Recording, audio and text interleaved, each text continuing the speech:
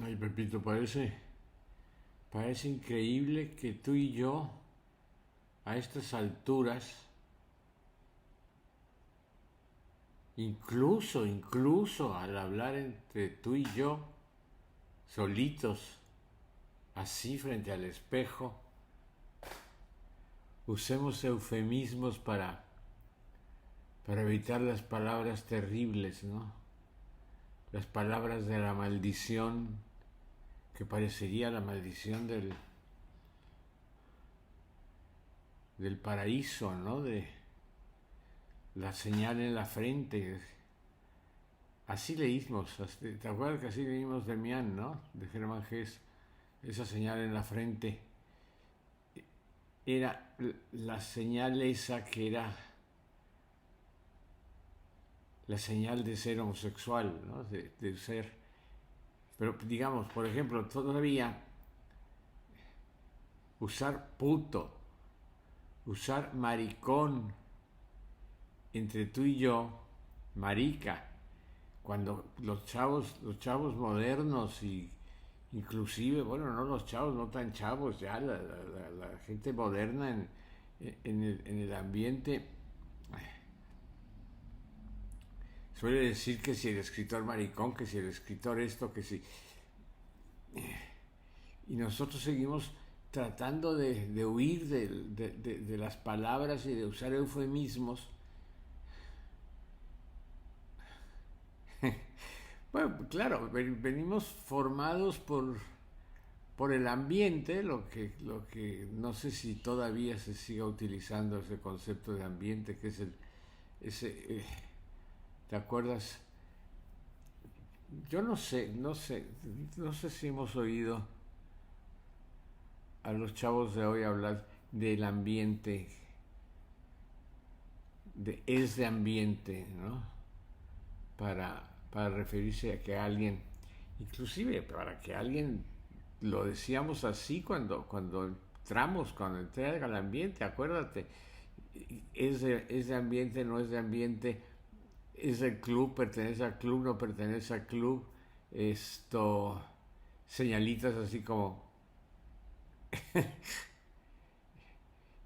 pero entre nosotros mismos, gays, ¿no? O sea, acuérdate de ese hombre tan maravilloso que tenemos que hablar en otro momento quizás, pero larguísimamente, de La Moncha, de Ramón Prida, ¿no?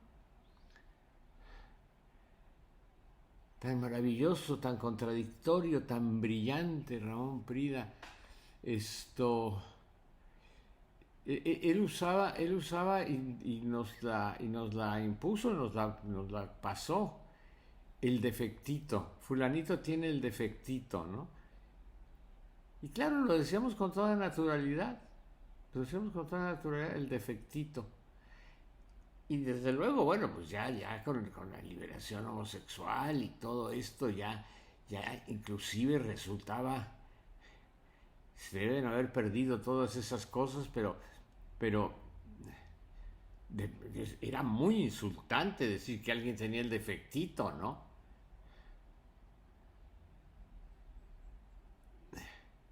Pero, pero bueno, por ejemplo, Monsiváis, que es una de las banderas, que es uno de los abanderados, no bandera, uno de los abanderados del movimiento de liberación y de todos los movimientos de liberación y que firmó. Nunca, y eso es uno de los grandes pleitos que tuvo Monsiváis y que todavía tiene con muchísima gente de lo que yo sigo diciendo el ambiente, ¿no? Seguimos con el ambiente, o sea, del mundo homosexual. Muchísima gente quería que saliera del closet con Carlos, ¿no? Y Carlos nunca publicó, o sea, estaba realmente, lo conocimos cuando él tenía 26, yo tenía 19, ¿no? Él tenía 26. Y esto, y era, pero verdaderamente joteábamos por la vida. Por ejemplo, eso, joteábamos por la vida, ¿no? lo que en España en ese tiempo se decía la pluma, estábamos llenos de pluma, pero el decir, el escribir, el asumir, nunca, Monsiváis nunca lo aceptó, nunca se dijo, inclusive, bueno, pues acuérdate, digo, pues fue un problema en su velatorio que le hicieron, no me acuerdo si fue en Bellas Artes o dónde fue que le hicieron, y que Horacio Franco puso una bandera gay y la sobrina la quitó, porque la verdad de las cosas es que nunca lo aceptó, ¿no? Yo estaba seguro, pues lo platicábamos él y yo, y decía, yo tengo derecho, y decía, tienes todo el derecho a no decir, y desde luego me parece que es una exigencia esto de inclusive esa como cruzada en un momento dado de desenclosetar a, a las que a las que están adentro del concreto, del closet de concreto reforzado, ¿no? Esto, que Monsiváis lo diga, ¿no? Entonces Monsiváis decía, pues yo estoy defendiendo, yo estoy esto, todo lo demás, pero no, que lo diga, que diga, soy homosexual, ¿no? Que publique en un momento determinado. Esto, no, y bueno, pues yo lo pensaba con él mismo, que el problema era su mamá, ¿no? Pues su mamá con una cuestión religiosa tan acendrada. Claro, esas mamás, es que las familias, la situación con las familias, la familia de Carlos y yo con la mía, pues, o sea, siempre fue ambigua de eso, de circunloquios, de nunca enfrentar las palabras ni las definiciones, ¿no? Esto, pero murió su mamá, murió la mamá de Carlos y dije, ahorita sí, ya Carlos va a empezar a publicar. Y no. Siguió con la familia y todo el mundo lo sabía, era imposible absolutamente que no lo supieran, ¿no? Era imposible. Pero no, nunca lo escribió, nunca se dijo. Nosotros, yo cuando se publicó en Barcelona el librito del homosexual ante la sociedad enferma, que fue de mucha avanzada, 1977, realmente tanto para España como para México, esa frase, una frase muy feliz, el homosexual ante la sociedad enferma, que realmente la tomamos del artículo de Fernando Savater, porque era una recopilación, y Fernando Savater hablaba de la sociedad enferma, que no son los que llaman enfermos los que son enfermos, sino la sociedad es la que está enferma. Entonces, bueno, pues de ahí viene el título, pero es muy brillante el título, muy padre, ¿no? Esto, y en España fue un problema, digo, fue no problema, fue un escandalito, un pequeño escándalo, no sé a qué tamaño, porque ya no estaba en España, pero cuando me acuerdo, pues ¿cómo te vas a olvidar? Pues si lo tenemos así como grabado, ¿no? La entrevista que Cristina Pacheco, lindísima, maravillosa, solidaria, tanto Cristina como José Emilio, para la revista Siempre, que era entonces la revista más leída, y Cristina, pues una de las entrevistadoras y una de las plumas, que todavía, o sea, las entrevistadoras fundamentales, ¿no? Entonces Cristina me dedica la página central o sea, dos páginas de Siempre, y entonces empezamos a hablar del libro y de la necesidad, y siempre hablando de el problema y la injusticia frente a quienes tal y cual, y siempre hablando en un plural ahí extraño, pero sin usar la primera persona, tal y cual, hasta que Cristina, con la mejor voluntad, pero también con el mejor colmillo periodístico diciendo, bueno, ¿y por qué publicas tú esto? ¿No? ¿Por qué te interesa tanto el tema?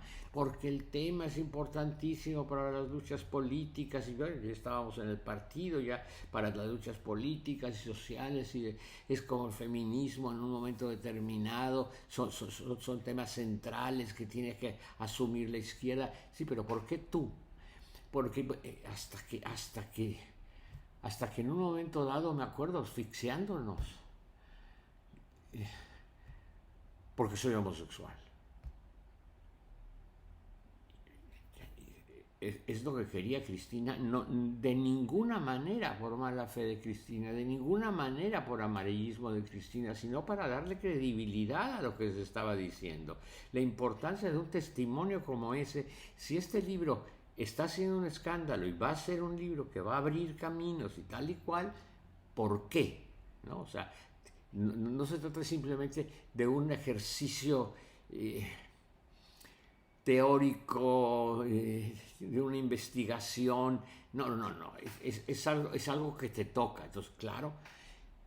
Y entonces le da ese momento en que digo, soy homosexual, le da sentido al artículo, ¿no? Pero cuando sale al día siguiente, cuando lo busco en la revista Siempre, me enfermé, acuérdate que estábamos verdaderamente y nos veíamos en el espejo y decíamos, pero qué barbaridad que hicimos, ¿no? Miedo a salir a la calle, ¿no? Si no nos lo decimos así tú y yo de frente, platicando en el espejo, como sale en el periódico, sale en la revista Siempre, lo lee todo el mundo, obviamente provoca un escándalo. Es la primera vez, la historia se hace y se olvidan las cosas. Desde luego, la primera persona que salió del closet fue Nancy Cárdenas, desde luego. Nancy Cárdenas, y con este valor enorme de Nancy, y ella encabezó, desde luego. Pero de hombres, el primero fui yo. El primero fui yo con ese artículo, ¿no? Y Monsiváis me decía, bueno, pues sí, prepárate, ¿no? Mi papá ya había muerto. Y en mi familia fue un verdadero escándalo ese artículo. A ver, muy probablemente el artículo no hubiera pasado desapercibido como otras cuestiones teóricas sobre la izquierda y sobre las necesidades de las luchas marginales y todo, pero esa asunción de la primera persona, ese romper el closet de concreto reforzado, sí lo fue, ¿no? Entonces los primos, que ya se sabía, que ya se decía, que se... Pero muchos maravillosos, otros, no sé, otros supe que no. El trabajo, desde luego, en el Fondo de Cultura Económica, donde estaba Albita Rojo, absolutamente a mi favor, y José Luis Martínez tragando, me llamó y me dijo, pues sábete que esto va a ser muy fuerte en tu familia. Conocía bien a mi familia, José Luis Martínez, ¿no? A mis primos, a mi familia materna, ¿no? Había sido muy cercano a mi tío el general y a mi familia materna, pues. Entonces, sábete, porque él debió de haber sabido de viva voz, ¿no? Y en el propio fondo hubo gente que me retiró el saludo, ¿no? Y lo recuerdo, se me olvidan los nombres. Me acuerdo muy bien que me dijo Albita que quería platicar conmigo don Nero Rodríguez Toro, ¿no? El gerente del fondo, y don Nero, bueno, ni siquiera que quería, vino a mi oficina don Nero para decirme que toda su solidaridad, así una cosa, pero ni siquiera José Luis fue de toda mi solidaridad, ¿no? O sea, bueno, lo hiciste tal y cual, prepárate porque esto va a ser duro, bien, sin de ninguna manera decir no lo debiste hacer, no, absoluto. No sé si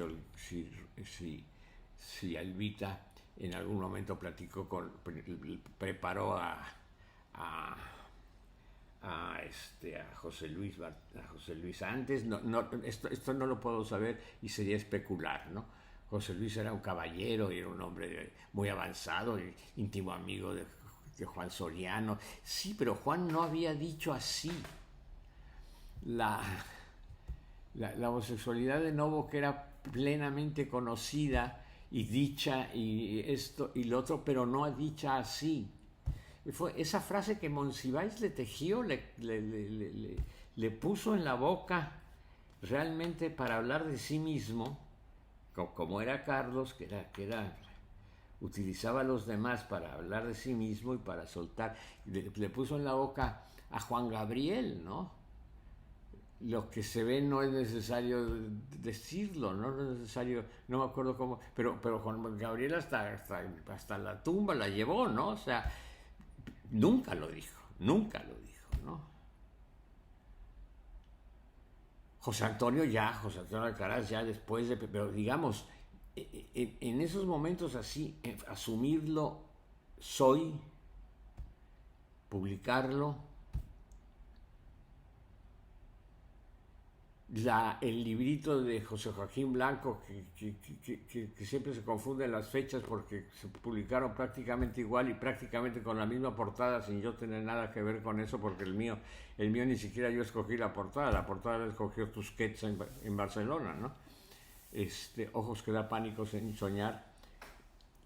Es posterior, y es una edición casi de autor, ¿no? Como si vais le hizo a José Joaquín, pero en ese momento, y luego vino la comida del fondo, y yo había quedado de que me acompañaría a la comida Leopoldo, maravilloso todavía, guapísimo pero maravilloso, o sea, bellísimo en todos los sentidos, física y moralmente, ¿no? De Leopoldo Soto, ¿no? Leopoldo Soto Martínez, sobrino carnal del director del fondo de José Luis, ¿no? Y entonces comemos, sí, pues vamos, entonces, muy bien, o sea, antes de esto. Y llega la comida y yo le dije, oye, si quieres, digo, dado la situación, de ninguna manera, Leopoldo, con una solidaridad y con un cariño, siendo un jovencito, bueno, siendo muy joven, éramos muy jóvenes, pero él era mucho más joven que yo, siendo un jovencito, dice, no, de ninguna manera. Entonces llego yo a la comida y me siento con Leopoldo, el bellísimo sobrino del director que sabía perfectamente lo que estaba haciendo, me estaba defendiendo, ¿no? Estaba diciendo, sí, ¿qué? A mí no me importa, ¿no? Sabiendo que él era absolutamente heterosexual y que los demás lo sabían, y me explico, pero no hay por qué apedrear, ¿no? Ese momento de Leopoldo no tengo con qué pagárselo, ¿no? Pero de verdad hay una solidaridad ahí. Y muchos lo tomaron y lo comentaron como una afrenta inclusive al propio director, ¿no? No solo me digo homosexual, sino que vengo con su sobrino, ¿no? Cuando de ninguna manera había sido eso, y cuando yo estaba verdaderamente con mis migrañas llevadas a las últimas consecuencias del terror de lo que había pasado, ¿no? Con circunloquios, con eufemismos, con mi mamá, lo llevamos por acá, por allá, y con Beatriz, que estaba en ese tiempo en España, no me acuerdo si estaba en París pero me habló y hablamos, y Beatriz, que siempre fue muy solidaria, todo esto, me dice, mira, fulanito, tal primo, tal otro, se cabronaron y dijeron, y mi mamá me llegó a decir que alguien, un primo, digo, había dicho que cómo me atrevía yo siendo el hijo de quien era, refiriéndose a mi padre, ¿cómo me atrevía a decir quién era yo? Siendo el hijo de quien era, pues soy el hijo de quien soy. Y soy así. Y todavía me da miedo todavía enfrentar esa realidad, ¿no? O sea, el closet es de concreto reforzado. Y pasamos ese trago y entonces, claro, fue en algunos momentos más fácil, pero así sentarme con mi mamá, hablar, con mi hermano Juan Luis, nunca supe en ese momento cuál había sido la actitud de Juan Luis, ¿no? Si defenderme o no, o enfadarse, porque pues Juan Luis es un hombre muy chapado, chapado a la antigua, ¿no? Esto tampoco lo hemos enfrentado así, ya ahora a Bruce lo conocen, se habla de Bruce como, ya en ese momento también, pues Bruce, o sea, pero digamos, decir Bruce es su amante, Bruce es su marido, Bruce es su compañero, Bruce es Bruce. Entonces era así, éramos Bruce y yo, es Superman y Jaime Olsen, ¿no? Batman y Robin, o sea, no había que definir lo que era, ¿no? Pero digamos, ya más adelante, pero no lo supe, pero sí supe de primos que estaban verdaderamente furiosos pidiendo que me cambiara yo el apellido cuando bueno, es mi apellido, ¿no? Es mucha honra, soy lo que soy y soy hijo de quien soy, ¿no? No tiene... Ahora, con mi padre nunca lo enfrenté así. Con mi padre siempre fueron también entre eufemismos, entre anécdotas, hablando de terceras personas, hablando de Lorca. Me acuerdo muy bien de la vez que yo, ya los dos pasados de copas, porque fuimos a una presentación de algo y entonces, digo, claro, no borracho, porque con mi padre nunca llegué a estar ahogado enfrente de él, llegué a estar ahogado después, pero enfrente de él, borracharnos los dos juntos de ninguna manera. Entonces mi papá bebía, yo bebía, veníamos los dos en el taxi y estuve a punto de soltarlo, lo planteé, ¿no? Y entonces él me contó la anécdota esa que por otro lado me pareció bellísima y ahí la conversación se fue por otro lado. Me dice, mira, Emilio Prados en una ocasión, Emilio Prados, el poeta comunista que había hecho, que ahora estoy descubriendo, porque mi lectura de Emilio Prados ahora ha sido enormemente rica. Es una de esas figuras del exilio y de la poesía en lengua castellana, de la generación del 27 más brillantes de Emilio Prados, y siempre aquí se le vio un poquito, quizás justamente por en principio su ensimismamiento, luego someterse en un mundo de, pues casi de misticismo. No puedo decir de misticismo cristiano porque no lo es como tal, pero sí tiene Jardín Cerrado, la explicación que leo ahora, porque en su momento todas estas cosas se leían de arriba, o sea, sin ponerle la atención. Ahora me ha deslumbrado Juan Larrea hablando de Emilio Prados y el propio Juan Larrea. Y entonces este misticismo, que claro, lo platicó mucho con María Zambrano, y ese comunista que en un momento dado empieza a encontrar las resonancias de San Juan, ¿no? De San Juan de la Cruz, empieza a asumirlas. Bueno, en fin, me comentaba que estando Emilio Prados en un momento muy emotivo con León Felipe, Emilio Prados muere en 1962, o sea, yo estaba en prepa, o sea, había oído hablar de él, pero no lo conocí, no tuve, yo creo que, en fin, hubiera sido maravilloso que lo conociera, ¿no? conocí más a León Felipe, pero Emilio Prados creo que hubiera,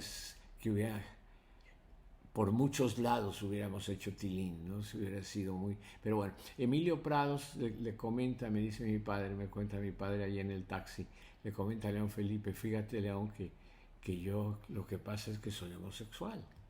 Y entonces que León Felipe le pone la mano en el hombro, en el cuello, como Emilio, lo que eres tú es un ángel, tú eres un ángel. Y la conversación se fue por ahí. Entonces, de alguna manera sentí yo, y creo, sigo sintiendo, que fue una manera metafórica, una manera alegórica de decirme la respuesta a lo que yo estaba a punto de decirle, ¿no? Entonces, papá, es que yo soy homosexual, tú lo que eres es un ángel. Entonces, se brinca toda una parte hay una elipsis para decir lo que me quería decir. Para mí eres un ángel, ¿no? Por otra parte, en otros momentos, cuando en aquella ocasión con Serge, me encuentra en la cama, pues entra a mi habitación para que ya me despierte y vaya a comer y tal y cual, y se encuentra con Serge, que estábamos en la misma cama, y cierra la puerta y oigo voces, no sé qué voces eran, si eran las voces de este chico, es un holgazán, de este chico, no, en fin, las cosas que decía, ¿no? Porque yo no me levantaba, porque tal y cual, entre broma y veras, y entre voces, y digo, en mi familia el volumen vocal siempre ha sido muy, muy alto, ¿no? Entonces, bueno, pero nunca alcanzo a oír exactamente qué, y en fin, salimos, y ahí ya como serio y todo, pero nunca podía haberle ahí dicho, pero como si no, o sea, los tres, o sea, porque también Serge fue y también Serge en Canadá tenía problemas con su padre, o sea, si mi padre me mata, si se entera, me explico, o sea, era ese momento, ¿no? Entonces, nunca lo hablé con mi padre. Y es de las cosas que me duelen, porque inclusive le reprocho todos los silencios que nos dejó, pues, ¿por qué guardó tanto silencio sobre tantas cosas que nos debió haber dicho? Aquí es al revés, yo me reprocho por los silencios que le guardé, ¿no? O sea, esos momentos en que pudo haberse dado abiertamente, ¿no? Como luego después con Javier Lizarraga y sus padres, sobre todo primero con su padre y luego ya con su madre, pero yo recuerdo bien el orden de los factores, y primero fue Gerardo, que era un anarquista abiertísimo y tal y cual, y entonces Gerardo, pero ya había muerto mi padre, mi padre fue maestro de Javier, ya de los últimos alumnos de Javier, antes de que Javier saliera de empezar a jalar era la palabra que decíamos a quien estaba en el ambiente, tenía el defectito, me explico. Pero qué difícil es el closet de concreto reforzado. Cuando veo ahora a los chicos que con tanta naturalidad enfrentan con sus padres, y los padres están mucho más preparados con discursos de qué es lo que ocurre. Porque, por ejemplo, mi madre, y me supongo que era un discurso compartido con mi padre, como pedagogos que eran, mi madre se cerró en que era un problema de adolescencia tardía, que hay chicos que la adolescencia, primero que eran mis defensas, defensas de comunidades perseguidas, o sea, es un defensor de los desposeídos, ¿no? Como todo mi interés en la política tal y cual. Primero eso. Y luego el hecho de que él mismo se hace bolas, se hace líos, entonces yo supongo que eso lo deben haber hablado, lo de la adolescencia tardía, ¿no? Lo de lo de por qué llega. Y entonces, no sé, pues ya, desde luego, ya cuando mi adolescencia para mi madre, porque digamos, el padre sí muere cuando yo ya no soy adolescente, pero sí más joven, ¿no? Bastante más joven, o sea, muere en el 71 y 26 años, tenía bastante más. Y, pero a mi padre yo creo que el gran problema para mi padre no fue eso, el gran problema fue el alcohol, y eso sí me lo dijo, me lo llegó a romper y me dijo, Pepito, tú haz lo que creas, esto, no puedo decirte que no bebas en las generaciones, los poetas, esto, lo otro, pero que no vaya a matar el alcohol al poeta. O sea, él creía en el poeta y creía también que el alcohol podía matar al artista, ¿no? Entonces, métete por donde sea que vayas a andar, pero que lo importante es que se salve el artista, ¿no? No lo sé, no sé, pobre, sí, no sé, es parte de su ingenuidad, mis grandes dudas sobre el artista, el poeta, qué carajo soy, ¿no? Eso no tiene. Pero esa era como su. De lo demás tampoco, ni eufemísticamente me dejó entrever nada de que. No, lo que le preocupaba es que ese alcoholismo terrible de que me tenían que ir a recoger, tal y cual, ese saber que estaba yo tirado en las cantinas, etcétera. Me explico. Eso acabara con el poeta, ¿no? Que a final de cuentas acabara con el desarrollo del poeta, ¿no? Pobre. Primero porque creo que estaba equivocado, no valgo así como él veía brillar al poeta, ¿no? Y segundo porque quizás ese alcohol mató al poeta, no lo sé, si es que lo había, ¿no? Pero en fin, esto es otra cosa, ¿no? Esto ya es otra cosa. Pero lo que sí es que nunca lo hablamos así de frente, ¿no?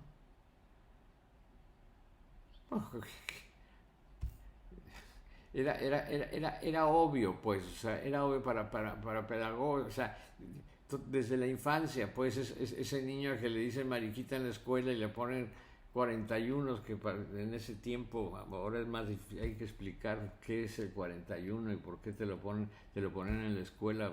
Entonces, ya hicieron una película con el famoso 41, pero en mis tiempos, acuérdate que llegábamos y ahí tú y yo, porque lo ponían en el espejo para poder ver que no se viera el 41 en mi suéter azul para, porque me daba vergüenza llegar a la casa con el 41. Y mi hermano defendiéndome y dejando las escuelas y siendo incapaz y me explico, pum, y una y otra y realmente, y claro, la, cuando mi tía dice que me inscriban en la militarizada es para que me hagan hombre, ¿no? Para que me hagan hombrecito, ¿no? Entonces, si necesitaba que me hicieran hombre, es porque no lo era. Entonces veían venir, o sea, estaba clarísimo, pues, la florecita de los pantanos que tenían en casa, ¿no? Pero qué difícil nombrarte a ti mismo, ¿no? Y después de eso, después de haber, de que la dinamita de Cristina, ni siquiera después he platicado con Cristina si ella le dio la importancia que para mí tuvo. Puede ser que sí, porque puede ser que Monsiváis se lo haya contado, porque digo, como si veis si lo hablé, pues prácticamente llévame al hospital porque estoy muriéndome del terror, ¿no? Y él diciéndome, pues sí, sí tienes razón, el terror, ¿no?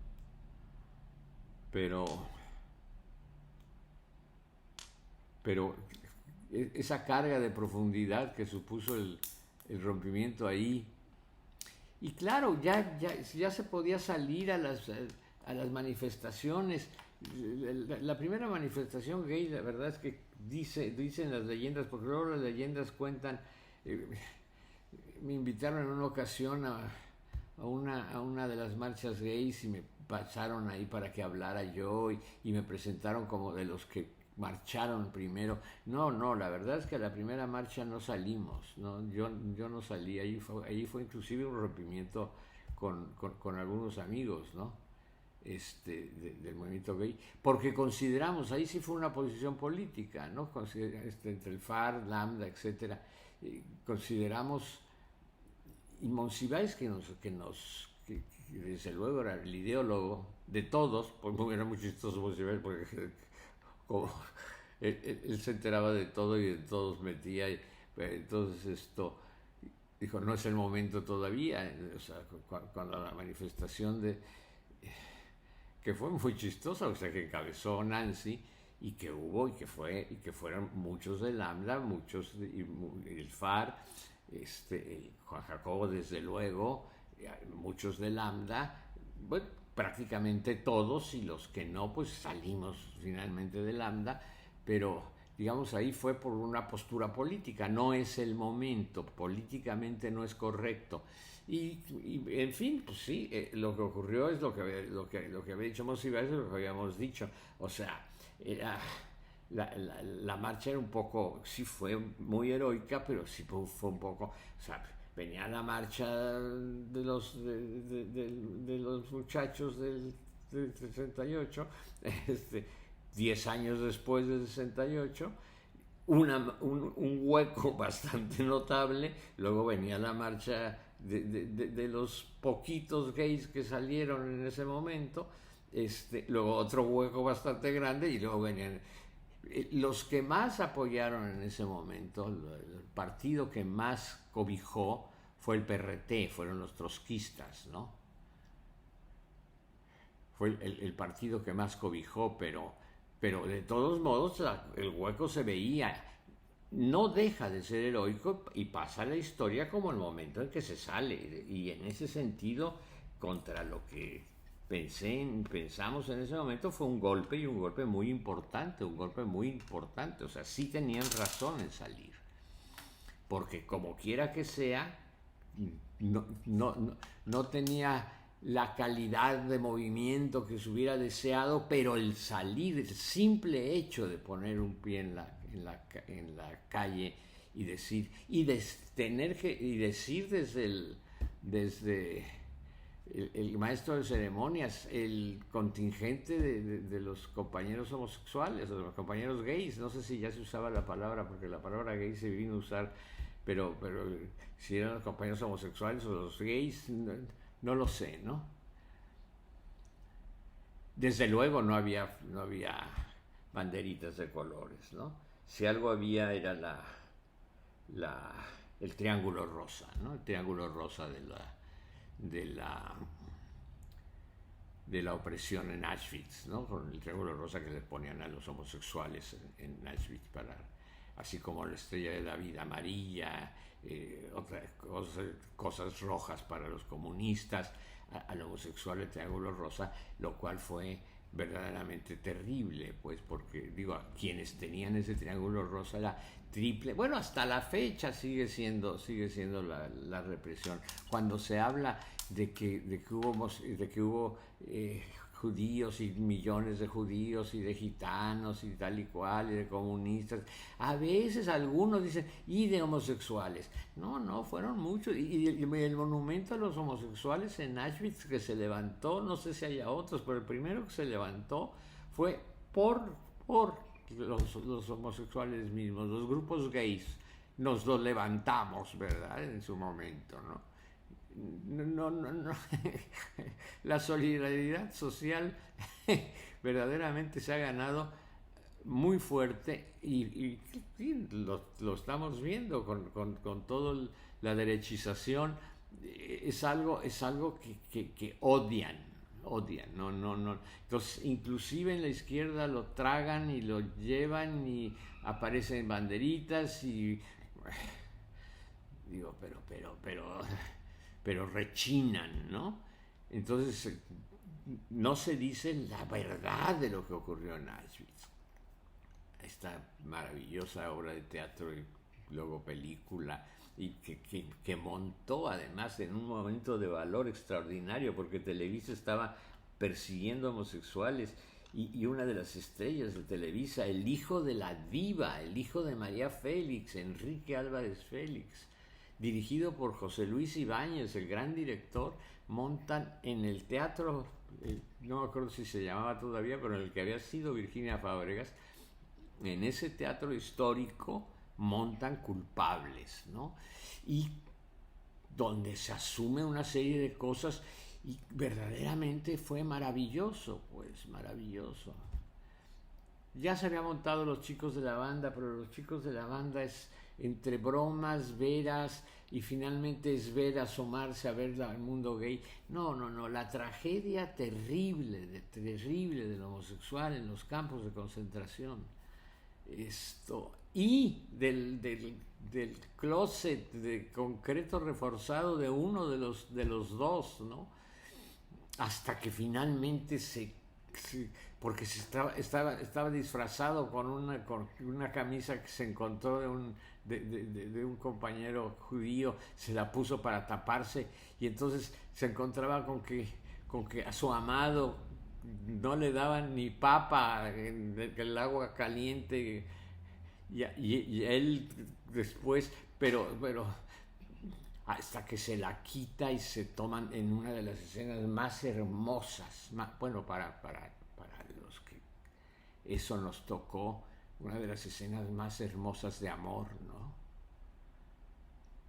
Los dos detenidos así, y haciéndose el amor hablando, y en este momento, porque no podían moverse, ¿no? Porque estaban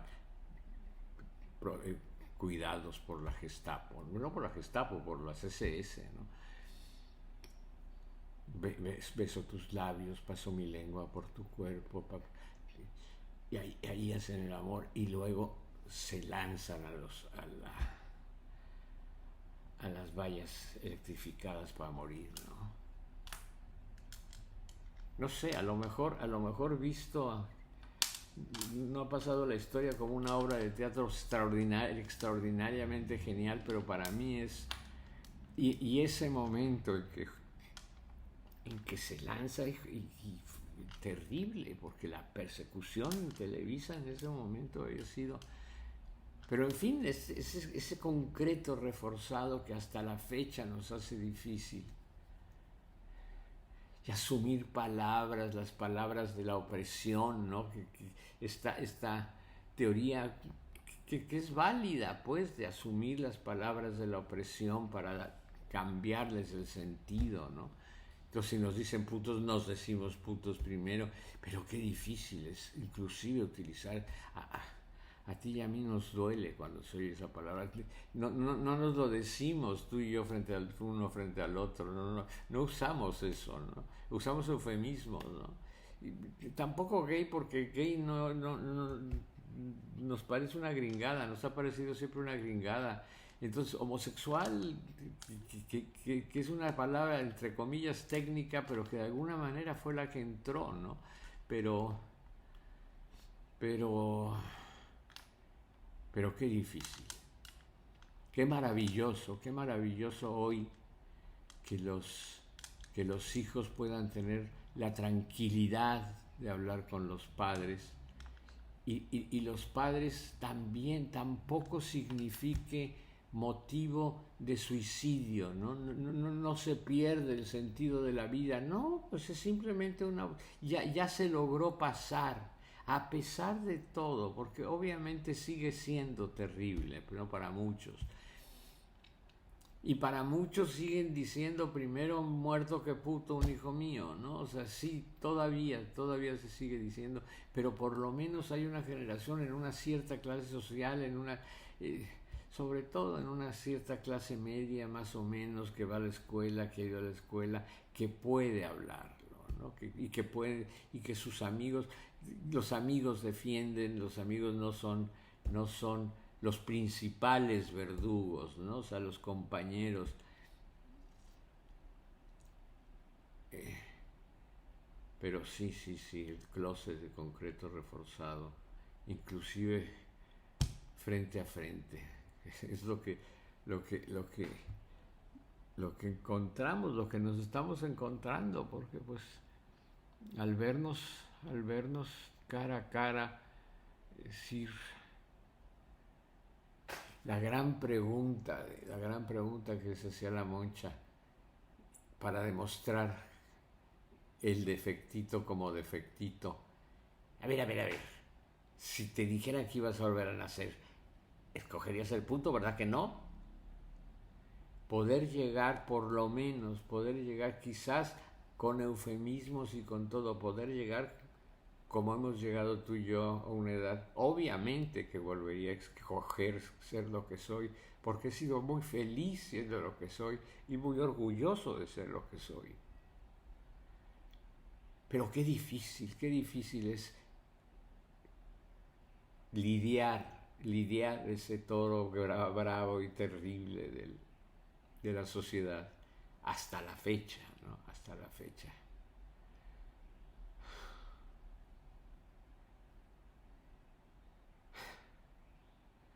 Claro, claro que ya se dominan esas cosas y ya sabe uno defenderse y sabe por dónde venir y por dónde van a venir y tal y cual y ya lo que el viento a Juárez, ya realmente no pueden hacerte daño, ¿no? Eso ya, pero no pueden hacerte daño es un decir, porque digamos, gana socialmente, pero sí hay un terror interno, hay una sensación interna, sí hay ese miedo que nunca se acaba del todo, ¿no? Es,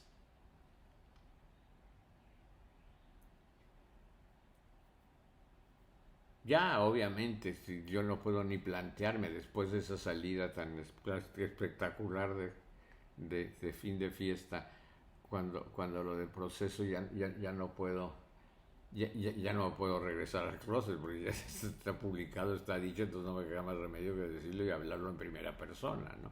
Ya, pero entiendo muy bien, lo hablamos mucho Carlos y yo, lo hablamos mucho Carlos y yo, o sea, mi amistad con Carlos ambivalente y todo, pero fue de muchos años, hasta el último momento, o sea, cuando vino a Mérida poco antes de morir, estuvimos platicando él y yo, ¿no? O sea, realmente fue fraternal con todo lo terrible, porque era terrible Carlos, ¿no? Pero nos lo sabíamos, sabíamos quiénes éramos y y todavía ahí me decía, ¿verdad que tengo razón? ¿Verdad que tengo razón? Claro, claro, yo estoy seguro que tenía razón. Nadie tenía derecho a exigirle que de pronto asumiera la primera persona en sus artículos, ¿no? Yo homosexual, yo gay, nadie tenía derecho a exigírselo, ¿no? Y si fue por su mamá y si fue por su familia, porque su familia sigue siendo todavía, y fue hasta el último momento, nunca dejó de vivir con su familia. O sea, cuando muere la mamá, dices tú, bueno, pues ahora sí ya va a buscar. No, no, no, sigue viviendo con su familia y sigue siendo su sobrina la que está en la casa y la casa que hizo para su estudio aparte, su casita aparte, pero en la casa familiar de San Simón, en la casa familiar de San Simón, en la colonia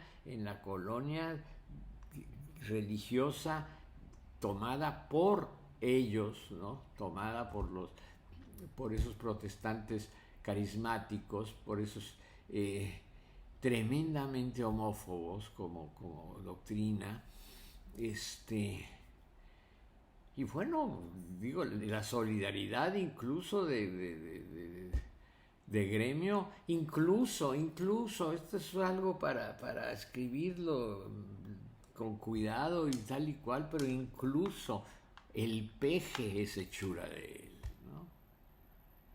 Él elige al peje, fortalece al peje, ¿no? El momento del rompimiento de Carlos con el peje es que le parece muy mal la la, para la quedada en Reforma, ¿no? Ahí es donde dice, no, ahí rechina, pero Carlos, cosas que verdaderamente yo le reclamé. Y digo, la toma de posesión del presidente legítimo y había fotos de Stalin por ahí y Carlos ahí arengando junto con Pitol y Poniatowska, que pues era su gente, pues esto, pero siguió apoyando al PG hasta ese momento. Ya hubo un rompimiento y el PG ha sido muy inteligente en parar, en tapar ese momento, pero toda la importancia en el arranque de López Obrador, ¿no? Es, en fin, la solidaridad de hermanos en religión. Él no creía, pero su solidaridad fue hasta las últimas consecuencias, ¿no?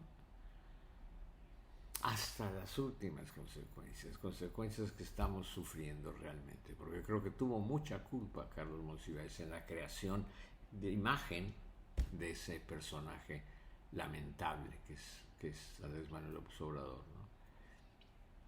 Pero es una muestra y que además es profundamente homófobo. Rechina. Y Carlos lo sabía, pues, eso desde luego, ¿no? Como todos ellos, como esa rama del protestantismo, ¿no?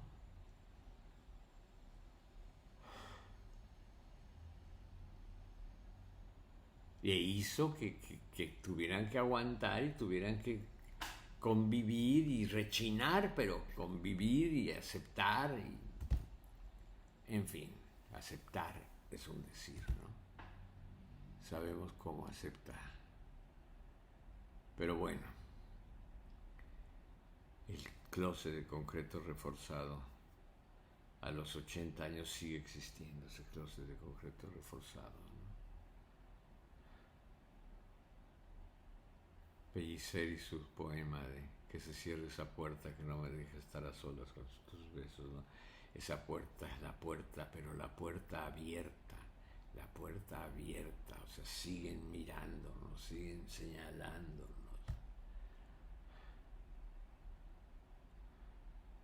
Todavía, ¿no?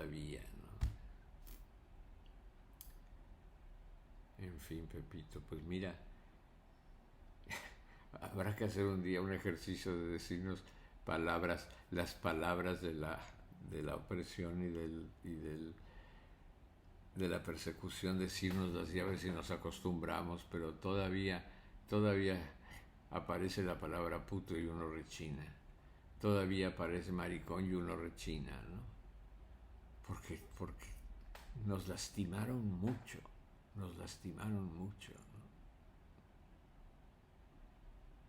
Qué maravilla que ya los que nazcan ahora, los que empiecen ahora.